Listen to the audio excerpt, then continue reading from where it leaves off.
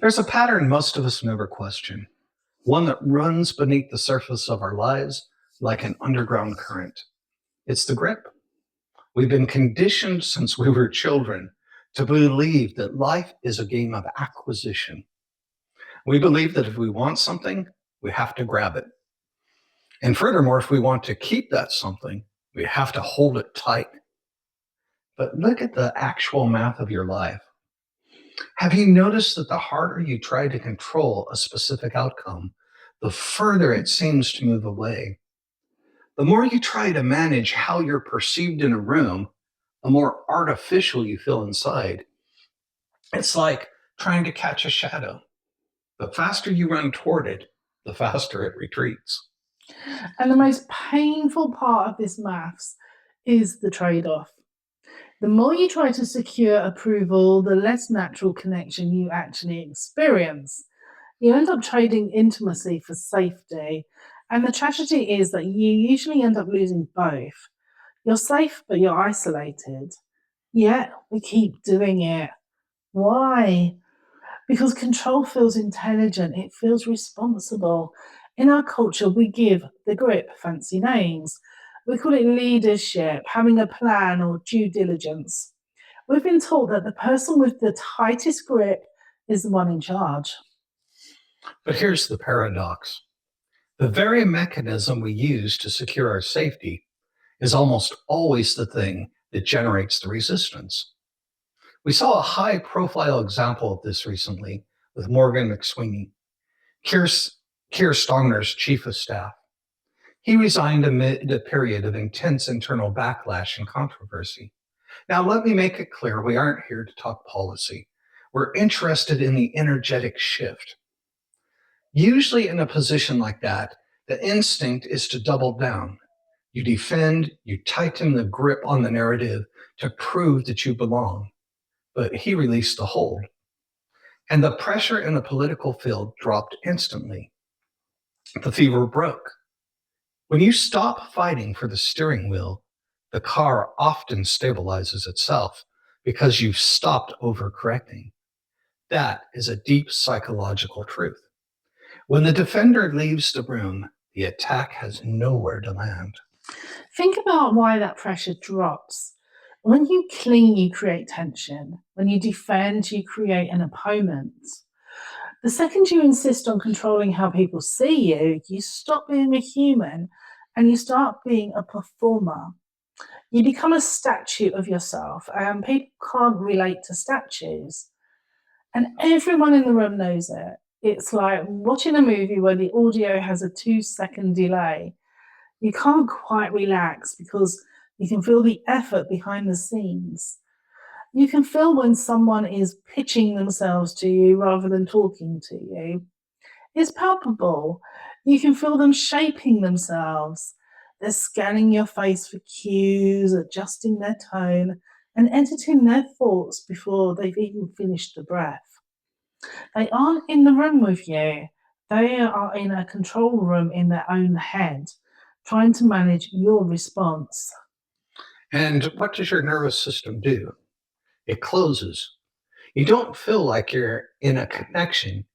You feel like you're in a transaction. You feel like a target for, for their need of validation.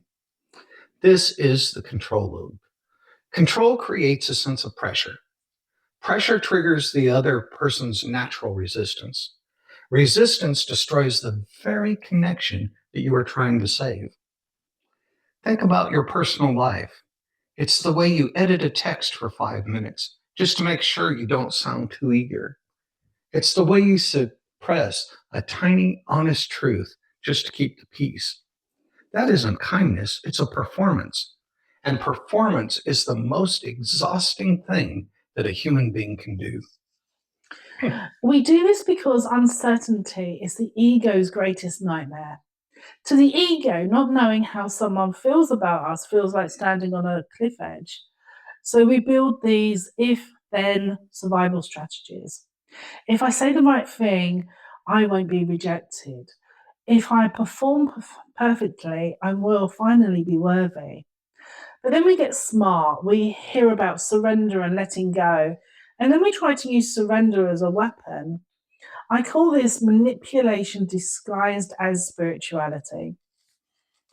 You tell yourself, I'm going to let go because I heard that if I let go, they'll come back to me.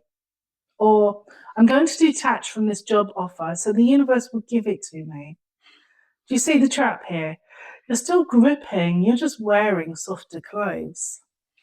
If your letting go has a secret "so that" attached, I'm letting go so that X happens, then you haven't let go at all. You've just gotten more sophisticated with your grip.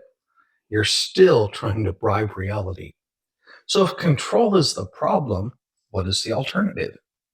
Most people think the opposite of control is giving up. It's not. The alternative is magnetism. Magnetism is an effort, it's coherence. When the noise of management stops, your actual signal finally gets through. When you stop defensive posturing, you regain your dignity because the tension evaporates. You become solid in the room again. When you stop trying to force someone to see you a certain way, you give them the space to actually see you. Take a job interview. If you go in needing it, gripping for it, you come across as brittle. But if you go in with the internal state of, I am here to see if we're a match, and if not, that is vital information. Your presence softens at that point. You become stable. You aren't a supplicant anymore. You're a peer.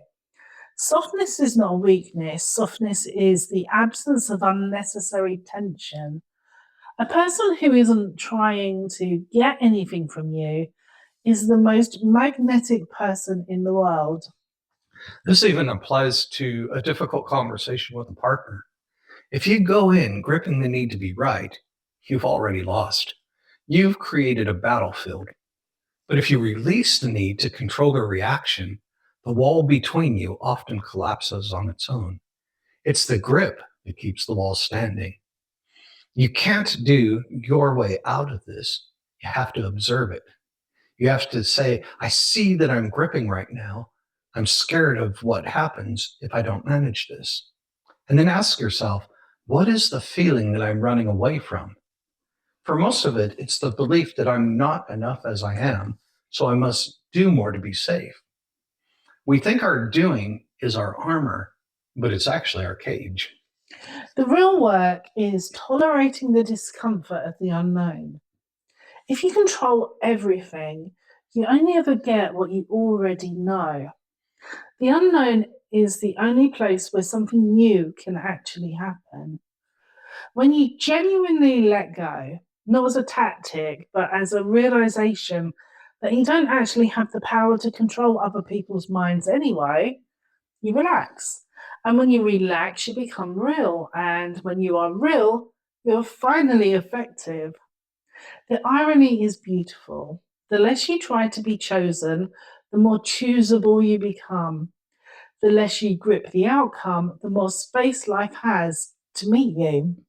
So for the next 24 hours, try a no grip experience. Pick one conversation or one meeting. Stop managing the perception. Stop editing the you that you're presenting. Just be there. And a fair warning, if you find yourself not gripping specifically so people will notice how zen you are, well, welcome back to the grip. You just put on the softer clothes again. Just notice it, smile, and start again. If this conversation resonated, we'd be glad for you to remain with us. You may subscribe, share it onward, and enable notifications so you're present for what follows. Until next time, think differently, dream boldly, and create consciously.